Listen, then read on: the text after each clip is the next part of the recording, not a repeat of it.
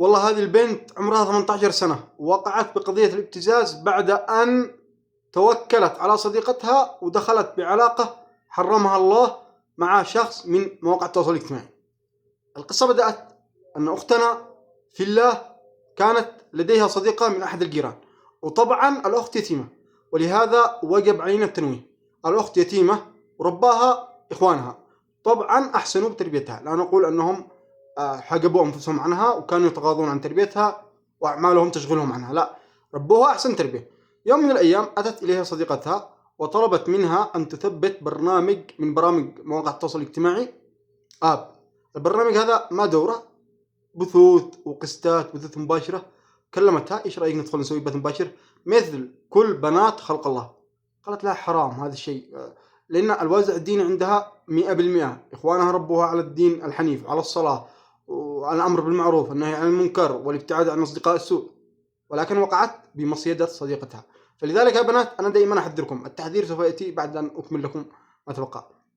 المهم وثبتت التطبيق، يطلعين في بث مباشر مع صديقتها. تخيلوا أن هذه البنت المؤمنة المتقية الله تطلع مع صديقة السوء التي هي عارفة بهذا المجال ولها باع طويل في البثوث المباشرة، تطلع تكشف وجهها، تطلع صوتها، وكأن لا الصوت عورة ولا الوجه عورة، والله طلعت. وبعدين مع الوقت بدأت تدربها على أنها لازم ماذا؟ لازم أنها تطلع وجهها وأنها تظهر أمامهم، فرفضت. البنت هنا في درع من الله، صدقة الوالدين أو شيء مما جعلها تمتنع عن ذلك، وفعلا امتنعت.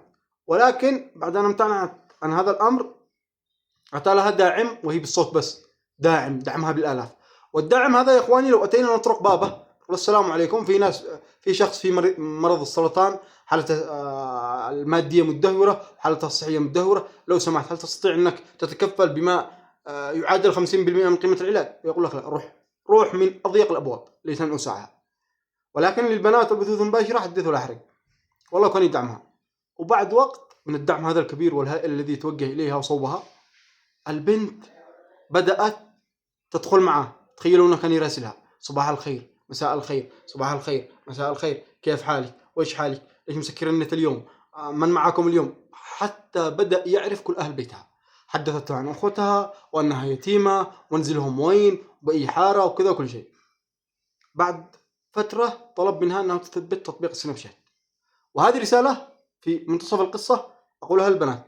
تطبيق سناب شات أو أي تطبيق باستطاعة أي شخص أنه يدخل يصور لقطات الشاشة ويصور سكرين شوت أو تسجيل فيديو أو أي شيء بدون علمك يا أختي. لا تظني أنك العبقرية أني لا، سناب شات أعطيك إشعار إذا أحد سوى لقطات للشاشة، لا، سناب شات ما يعطيك إشعار، في برنامج تفند هذا الكلام بالكامل. المهم لا تراسلي أي شاب مهما كان تقي الله، مهما كان ولي الله، مهما كان الوازع الديني فيه متعارف في كل أرجاء الحي أنه ابن الناس من أصول، لا تراسلي لوجه الله.